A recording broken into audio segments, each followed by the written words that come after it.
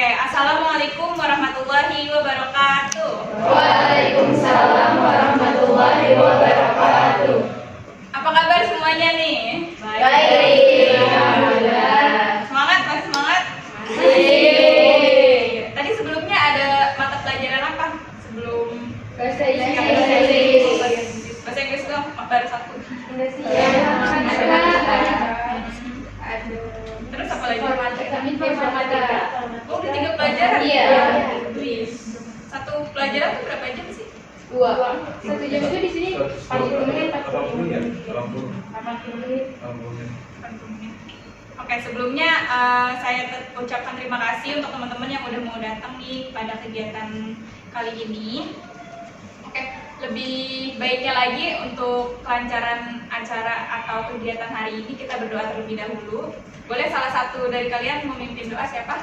Waduh, itu mungkin ada laginya. Iya, boleh. Ya mari semuanya sebelum kita mulai acara ada baiknya kita berdoa terlebih dahulu, berdoa dimulai.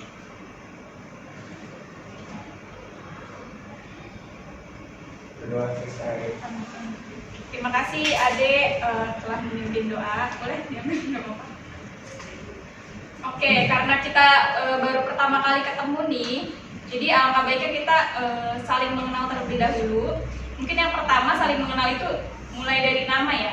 Oke, nanti teman-teman boleh sebutin nama, kemudian kelasnya, terus boleh sebutin juga cita-cita atau harapan kalian saat ini. Jadi cita-cita itu mungkin yang akan datang, harapan itu boleh yang random aja, kayak harapan tiba-tiba mau apa gitu. Oke, sebelumnya saya perkenalkan saya dulu. Nama saya Nia Ramadhatu Soliha, boleh dipanggil Kania atau Bunia. Saya dari mahasiswa bimbingan konseling di Universitas Islam Syafi'iyah. Mungkin tadi udah dijelaskan juga ya. Iya. Oke, lanjut. Yang pertama mungkin boleh dari ujung kiri, nanti seterusnya ya. Iya. Enggak, duduk aja nggak apa-apa. Sebelumnya, perkenalkan nama saya Mas Nano Fisatul Askar dari kelas 10 Bisnis Retail 2. Cita-cita saya mau menjadi guru.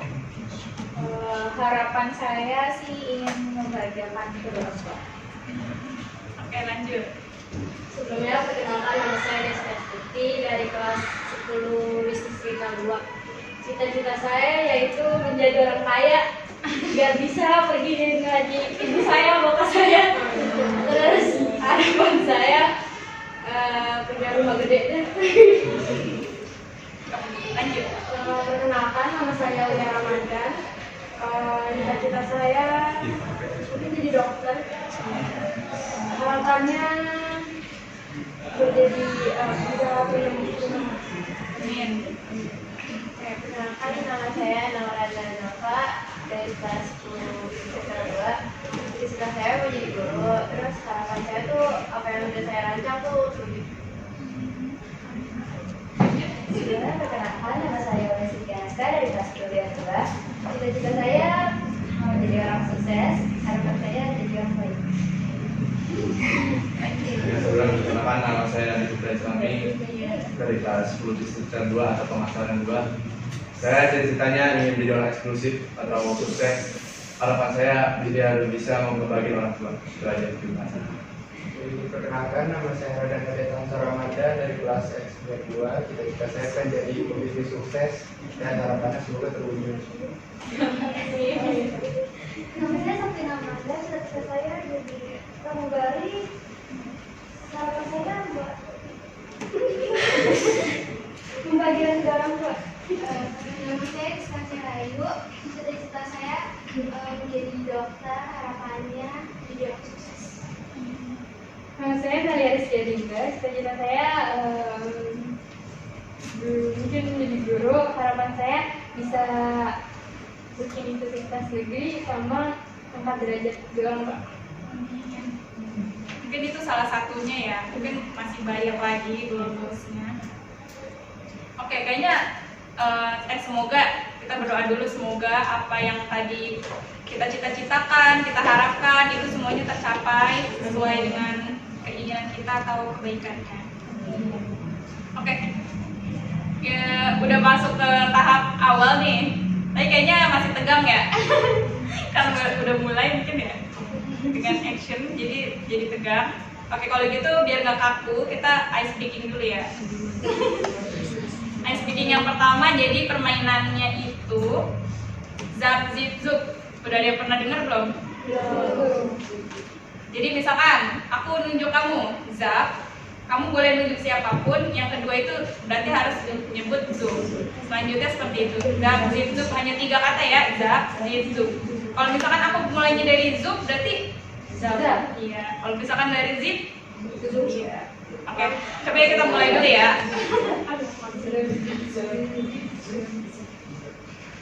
Oke. Zup. Zap. Sambil nunjuk orang. Oke, kita belum mulai, ini masih pemanasan dulu. Oke, lagi. Zip. Ya, betul. Belum ditunjuk. Oh, belum. Tahu, udah Oh, muncul iya. aja nih. Oke, hampir ini ya, udah connect lagi ya. Zap. Zip. Ditunjuk orang Oh, selanjutnya. iya. Ayo, konsentrasi. Lagi ya. Zip. Zap. Zup. Zup. Zap. Zip. Zap. Zip. Ya. Oke, tadi dulu. Zap. Iya, oke. Iya, nggak apa-apa ke aku juga karena itu kan berkelompok ya. Main. Iya. Main. Oke, udah enggak ya, udah connect ya kayak gimana permainannya. Oke, kita mulai lagi dengan kecepatan yang lebih lagi ya. Zup. Zap. Zip. Zup. Ya. Zup. Zap. Zup. Zap. Zup. Zap. Zip. Oke, tepuk tangan dulu deh. Lu orang salah. Ya ampun, udah juga jadi dulu.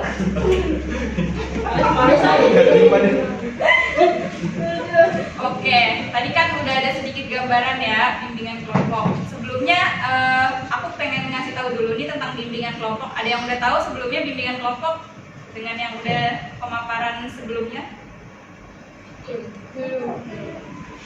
Yang tadi mungkin tentang bimbingan kelompok ada yang udah.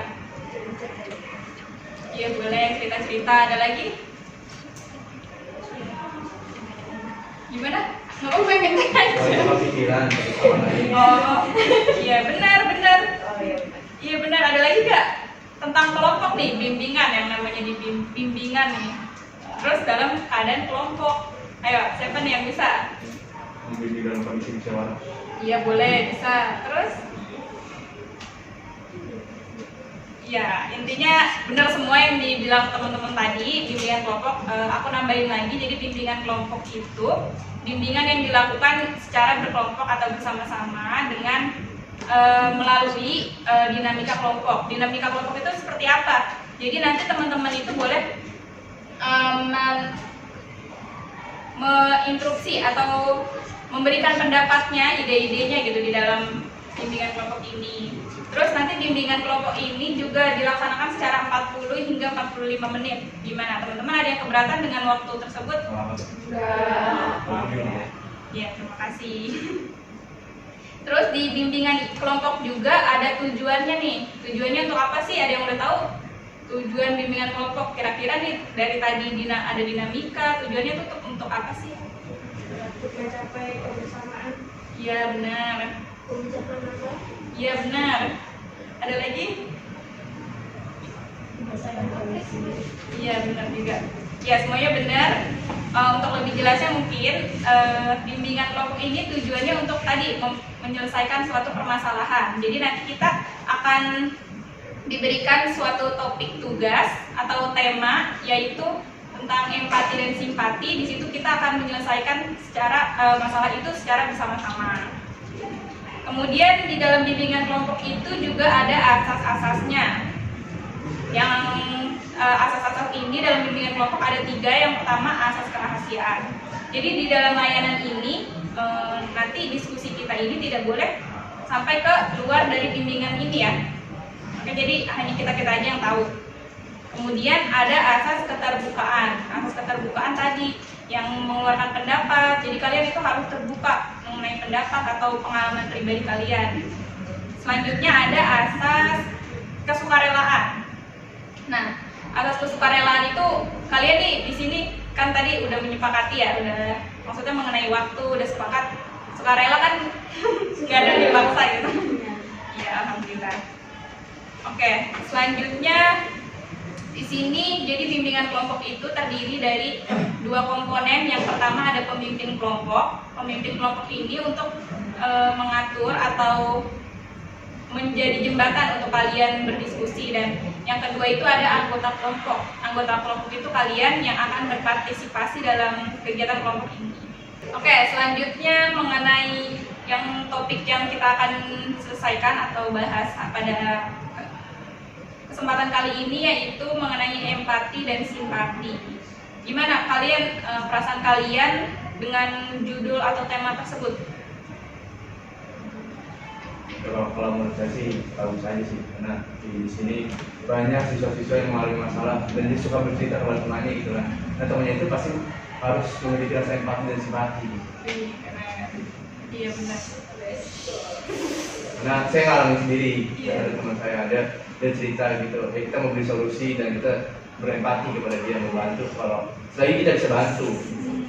Benar-benar. Menurut teman-teman ada lagi gak yang mau menyampaikan tentang simpati atau empati, apa keduanya sama atau berbeda gitu? Gimana menurut kamu? Jadi kalau simpati itu misalnya dia orang cerita terus kayak tadi tuh kita nanggepin kan dengan baik. Kalau empati itu kayak kita pernah ngerasain hal yang sama gitu dari sendiri. Kalau nggak salah itu sih dulu. Salah satunya mungkin seperti itu. Mungkin ada kesamaannya dengan kalimat tersebut, ada perbedaannya juga. Oke, sebelumnya aku mau ngejelasin dulu ya sebelum kita masuk ke diskusi. Jadi simpati itu adalah respon kita yang spontan atas apa yang kita lihat. Misalkan orang terjatuh, itu kan spontan. Apa yang kita ucapkan juga spontan. Aduh, hati-hati, kayak gitu misalnya. Atau ada orang yang sedih ingin bercerita dengan kita gitu.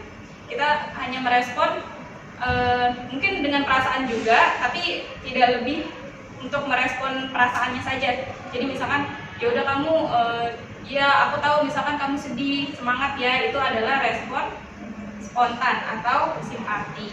Kemudian empati itu seperti apa? Empati itu bagaimana kita menjadi membayangkan perasaan dari si orang tersebut gitu. Menjadi orang tersebut tuh seperti apa gitu. Jadi lebih ke gimana kalau misalnya kita ada di posisi tersebut, pasti kita ingin dibantunya seperti apa, jadinya lebih tahu gitu. Oke. Terus ada yang mau menambahkan nggak tentang simpati dari pandangan kalian nih? Lebih tertarik kemana nih kira-kira? Simpati? Ya. Karena kenapa? Karena kayak ini aja nanggepin orang. Mungkin Kalau saya sudah dengan kondisi aja sih, kondisi yang diutarakan teman atau lawan bicara gitu. Kondisinya misalkan ada problem keluarga gitu, itu kita merasakan bagaimana diri dia gitu, sedih kan pasti. Dan kita memberi solusinya juga yang baik pasti itu tuh. Kalau simpati itu tergantung kondisi. Mungkin kalau kita hanya memberikan simpati karena keterbatasan kita untuk membantu juga mungkin gitu. Iya. Namanya masalah keluarga kita nggak betul. Iya. Masuk ke dalam juga sih dari situ. Dari simpati dan empati kalian lebih tertarik untuk melakukan apa? Empati. Sesuai kondisi ya tetap ya. Iya. Iya, spontan. Mungkin kalau misalkan lebih mengenal orang itu lebih jauh, mungkin lebih Itu ada empati. Mm-mm. Oke, kayaknya masih kita ice breaking lagi kali ya. Masih pada ngeblank apa? Enggak, sekarang beda lagi ice breakingnya. Ice breakingnya yaitu Marina menari di atas menara. Tahu nggak? Oke, gimana? Apa ya?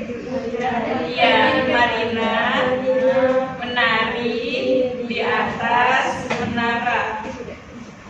Oke, nanti kalimatnya bisa diacak-acak ya. Jadi kalian harus gerakannya harus sesuai dengan kalimat yang aku ucapin. Oke, siap? Tegap. Oke, duduknya tegap dulu ya. Oke, dimulai dari sekarang. Marina menari. Salah. Menari ini.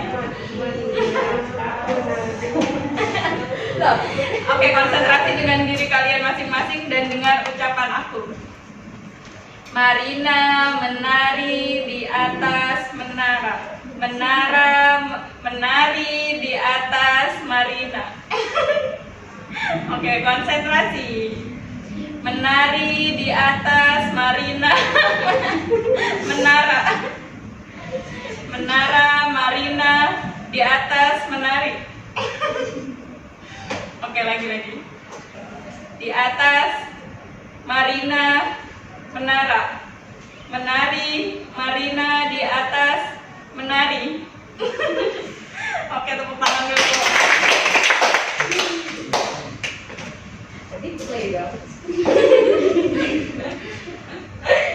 Oke, boleh nggak sih kita sharing-sharing aja, sharing pengalaman deh.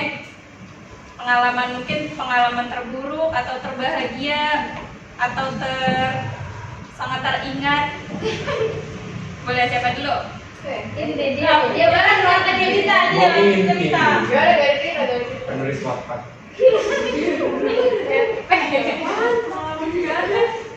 Guru sejarah kan. Atau sesuatu yang kayak ngeselin banget sih gitu. Itu sama paus mana?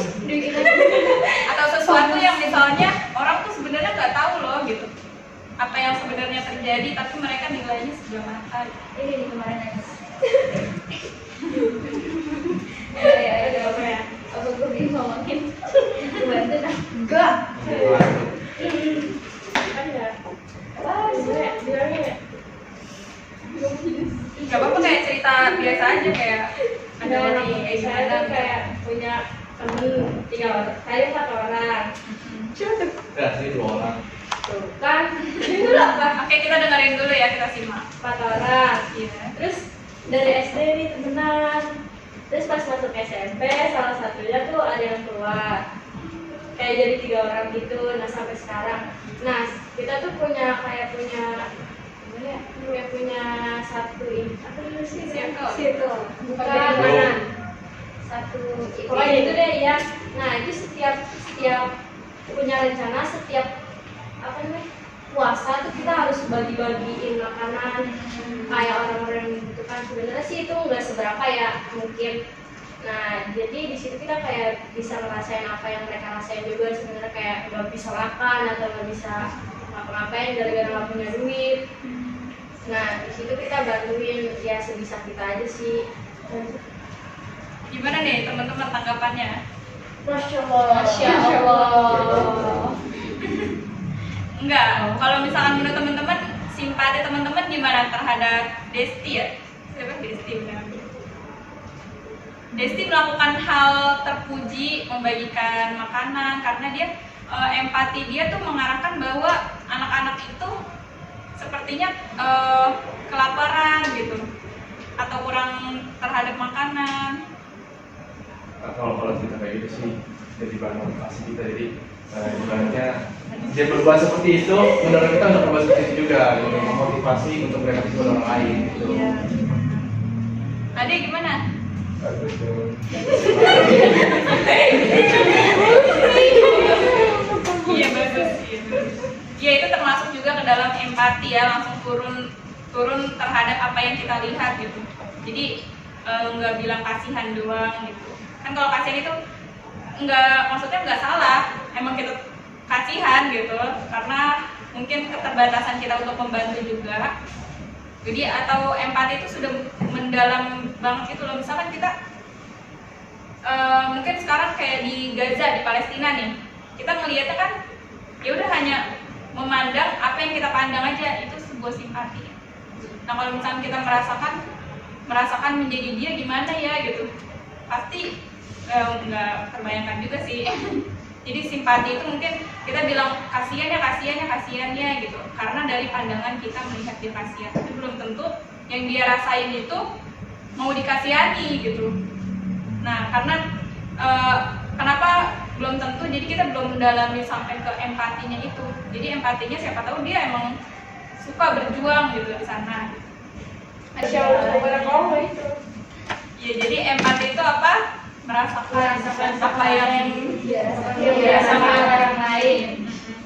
Jadi makanya kan kalau di konseling itu kan ke unsur psikologinya gitu. Ini hasil.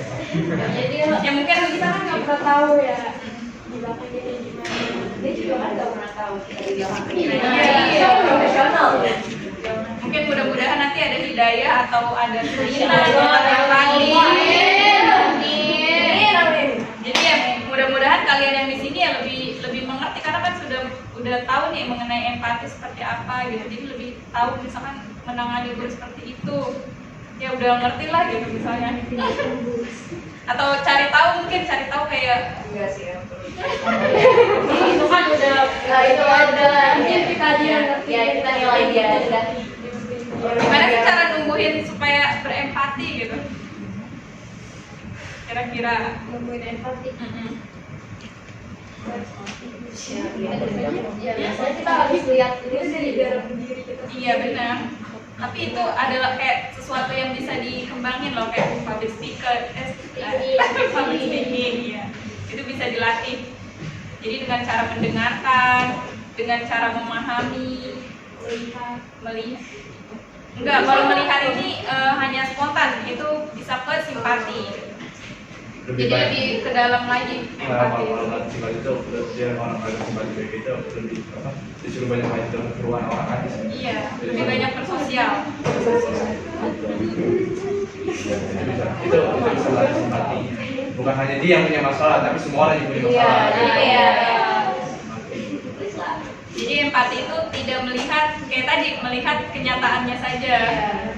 Semoga kalian semua bisa mengerti tentang empati ya lebih dalam lagi. Gimana nih? Ada nggak saran masukan dari kegiatan ini? Terus dia ada yang lain. Iya. Harusnya lebih sering aja sih, kayak setiap minggu kan kita ada, ya siapa tahu setiap satu bulan sekali lah. Iya kalau nggak minggu ini enggak, minggu besok dia gitu aja sih. Oke, dari yang udah kita bahas nih mengenai random banget lah ya, jadinya kemana-mana lah gitu. Satu-satu deh ya, ngasih kesimpulan tentang empati atau cerita yang tadi gitu, tentang empati yang menyangkut dari cerita tadi dari kamu dulu. Kita ya. Kesimpulannya. Ya kita intinya kita harus lebih berempati lagi kali ya ke orang lain. Terus habis itu ya udah intinya kita harus lebih berempati lagi ke orang lain, supaya kita jangan langsung mandang dia itu jelek, tapi kita kayak ya ini dulu deh sebenarnya itu dia gimana gitu. Oh iya, ada lagi satu cerita, tapi ini sedikit doang sih. Kadang ada, aku pernah nonton seorang pencuri yang dinyatakan bersalah. Ya, mencuri itu salah, cuman kita kan nggak tahu ya kondisinya. Iya.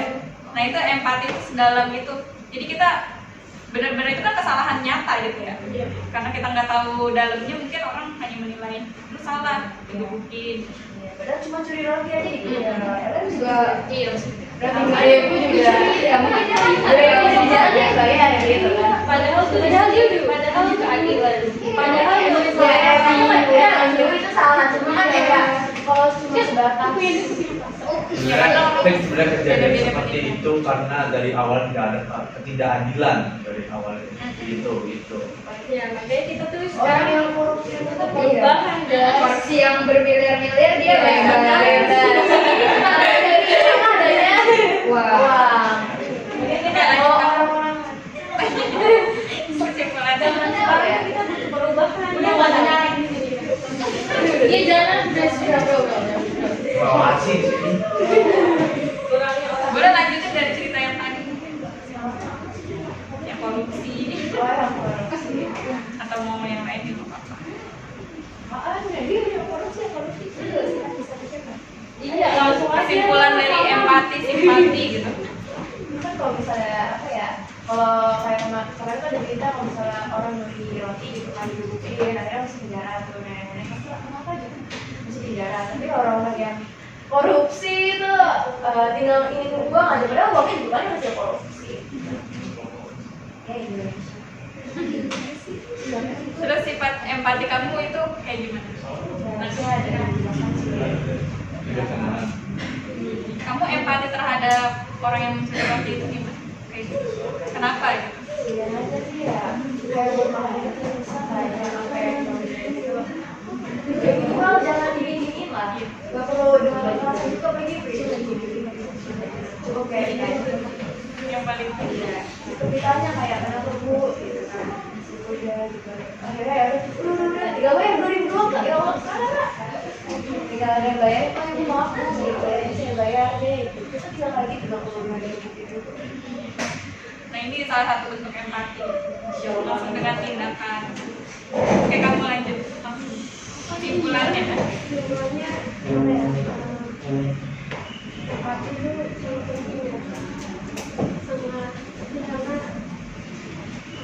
kita nggak tahu apa yang terjadi di belakangnya. Jadi jangan langsung menuduh, jangan langsung mengambil tindakan semaunya sendiri. Karena kasihan juga kalau misalkan kamu apa ya, nggak ada rasa iba gitu, nggak ada rasa kayak kasihan gitu. Boleh dia Oke, lanjut.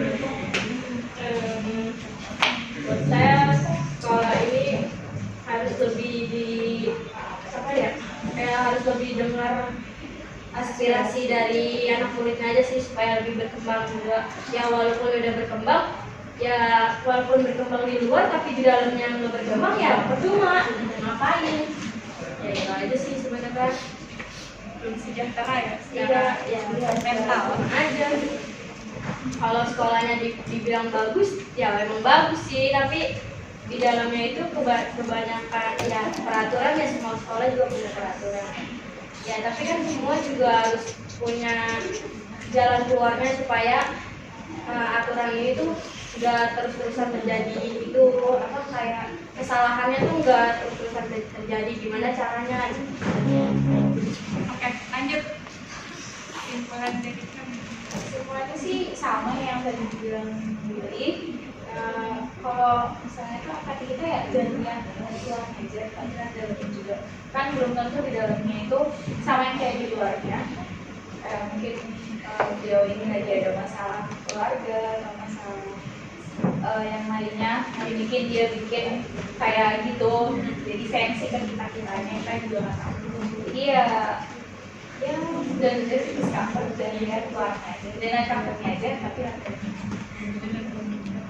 Oke, next. Kita udah sebut aja. apa ya? Mungkin yang bersama dengan teman-teman kita juga harus tahu kayak orang itu kayak gitu kenapa kita cuma kita juga harus ngerti kan kalau kita mau ngertiin gitu kita juga harus ngertiin dia juga tapi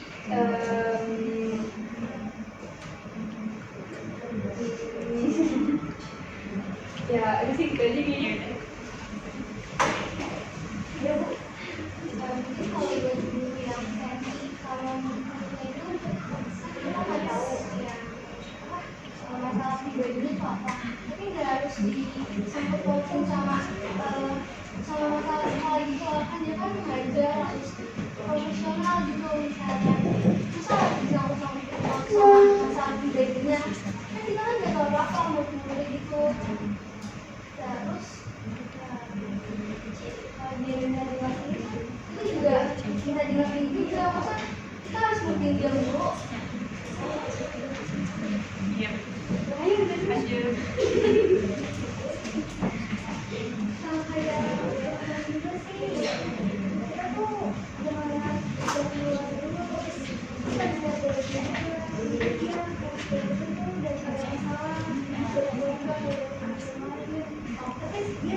ya jadinya kalau semakin terus jalan gitu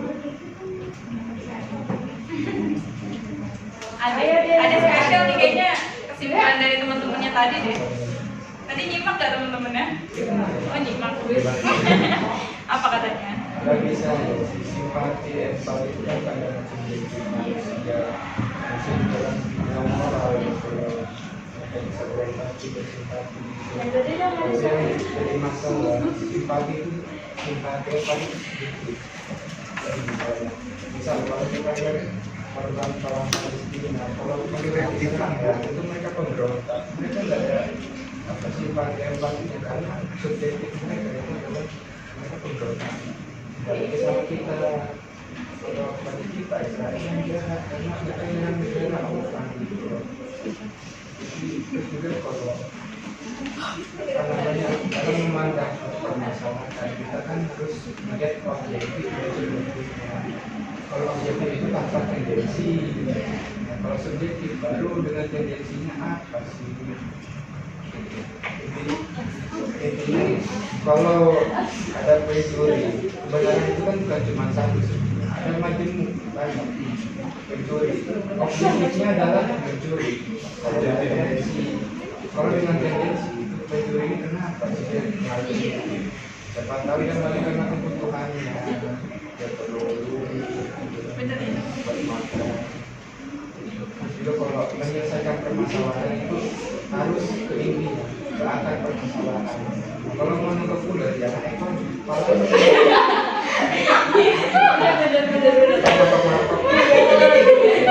Berarti sama aja bohong kayak gitu ya? Iya. Iya. Lu ingin menyelesaikan suatu masalah, tapi lu merasa suatu masalah itu sendiri. Iya, Gitu. malah ekor gitu.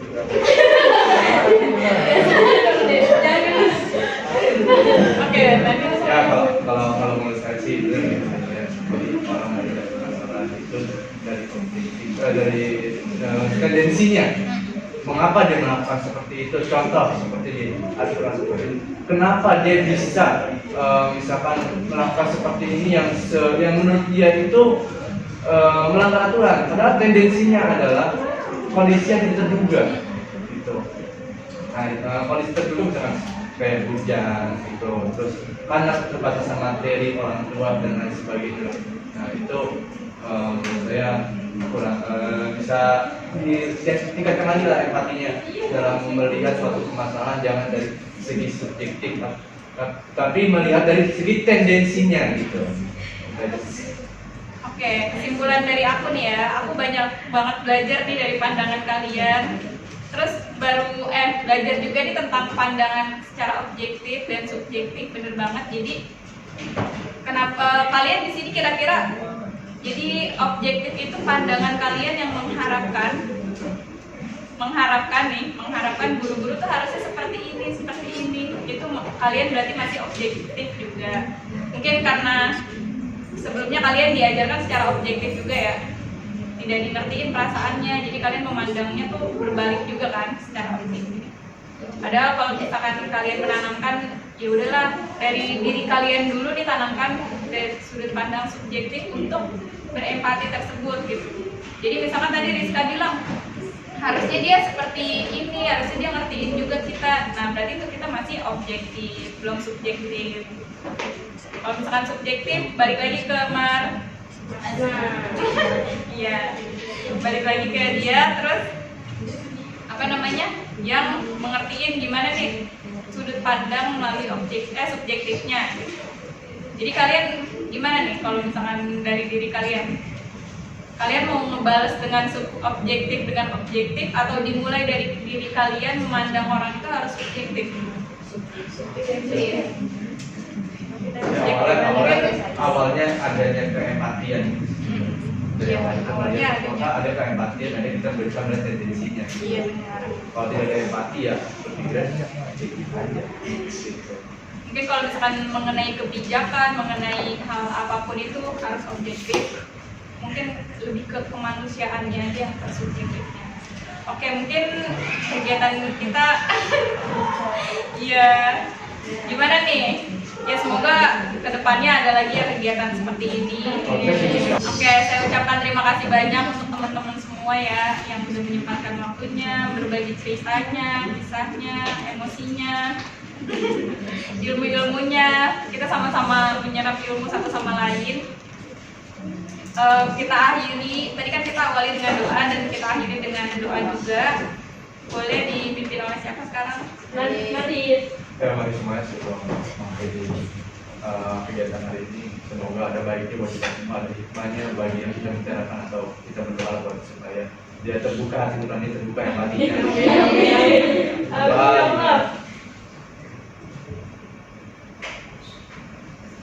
Berdoa saya. Terima kasih. Terima kasih banyak ya teman-teman. Terima kasih ya. bersama. Terima kasih kalau udah makan kita udah lama nggak keluar nih. Datang lagi kan sini di depan kepala. Saya terima. Iya, saya terima. Kita cari-cari apa lah. Tapi generasi sekarang generasi yang kreatif sebenarnya, dan mereka tuh Generasi yang mana? yang malas kreatif. Mas generasi Siapa mas. enggak?